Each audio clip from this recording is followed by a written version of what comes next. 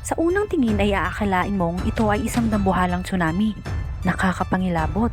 Pero kung pagmamasdan mong mabuti, ito pala ay isang dambuhalang ulap. Ang pangyayaring ito ay nakunan sa Portugal. Ang tawag dito ay shelf cloud o mas kilala sa tawag na cloud tsunami. Ang shelf cloud ay isang mababang ulap na mukhang alon na gumugulong sa himpapawid. Kaya nakakapanlin lang talaga.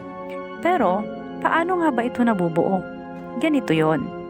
Kapag may malamig na hangin na bumababa mula sa isang thunderstorm sa itaas, bumabangga ito sa mainit at basang hangin na nasa ibabaw ng lupa. Pag nagbanggaan ang dalawang uri ng hangin, nabubuo ang ulap. At dahil nga sa malakas na hangin, ang ulap ay nababatak at nagmumukhang tsunami ang itsura. At hindi lang ito sa Portugal nangyari. Ang videong ito ay nakunan din sa Ohio, USA. Nakakamanghang pagmasdan. Hindi naman ito delikado, pero alam mo ba na ito ay isang indikasyon na may paparating na malakas na ulan, hangin o thunderstorm.